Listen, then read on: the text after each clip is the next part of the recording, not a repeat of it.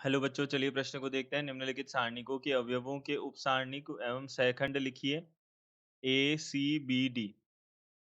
हमें क्या करना है, यहाँ से अवयवों के उपसारणिक व सहखंड लिखना है।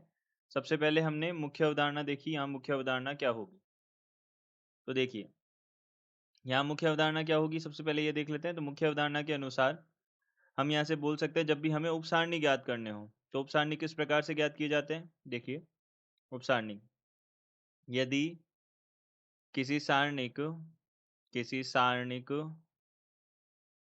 के अवयव अवयव का उपसारणिक ज्ञात करना हो, उपसारणिक ज्ञात करना हो तो उस अवयव के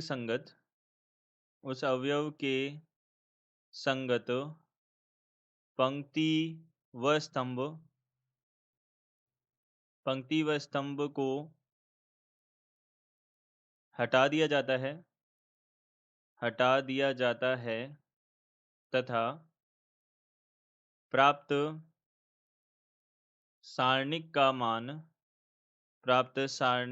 मान ज्ञात किया जाता है। इसे ही उपसारणिक कहते हैं। इसे ही उपसारणिक कहा जाता है। इसे हम किससे प्रदर्शित करते हैं, इसे MIJ से प्रदर्शित किया जाता है। MIJ से प्रदर्शित करते हैं। तो यहाँ हमने क्या किया, सबसे पहले हम उस जिस अवयव के सापेक्ष हमको चाहिए उपसारणिक, उस अवयव के संगत हमने जो पंक्ति और स्तंभ है उनको हटा दिया, और फिर तत्पश्चात हमारे पास में जो सारणिक बनेगा उसी सारणिक का मान जो होगा वो MIJ के बराबर होगा, यानी कि उपसारणिक के बराबर होगा। अब सहखंड कैसे ज्ञात करेंगे, देखिए सबसे पहले सहखंड को AIJ से प्रदर्शित करते हैं। इसका मान होता है -1 की घात I प्लस जे, और यहाँ पे कितना होता है, MIJ होता है। यह हमारे पास इसका सूत्र होता है।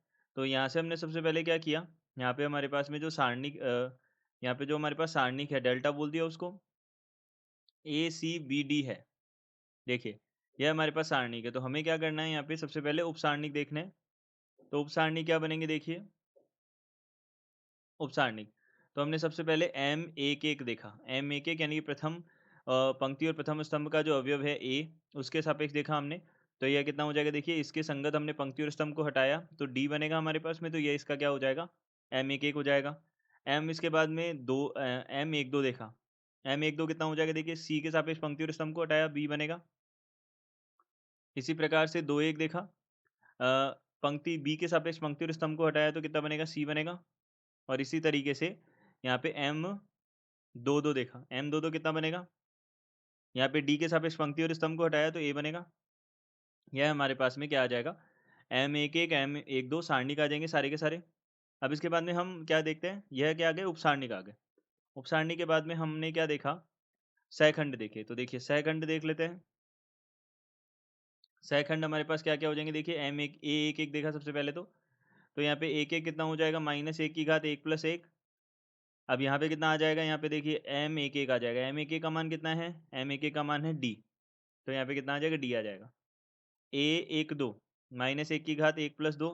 यहाँ पे M12 का मान कितना है हमारे पास, B है। यहाँ -B बन जाएगा। A21 देखा। A21 कितना है, -1 की घात 2 + 1। M कितना हो जाएगा, यहाँ से M21 आ जाएगा। M21 का मान कितना है, M21 का मान है C। तो यहाँ पे कितना आ जाएगा, -C आ जाएगा। और A22 -1 की घात 2 + 2। यहाँ पे कितना हो जाएगा, M22 का मान कितना है, M22 का मान A है, तो यहाँ पे A ही रह जाएगा। यह हमारे पास उपसारणिक और सहखंड सारे आ जाएंगे। तो यह तो हो गए हमारे पास में सहखंड, और ये हमारे पास में चारों के चारों मान आ गए उपसारणिक के। तो दिए गए प्रश्न का उत्तर यह है। आशा करते हैं आपको समझ आया होगा। धन्यवाद।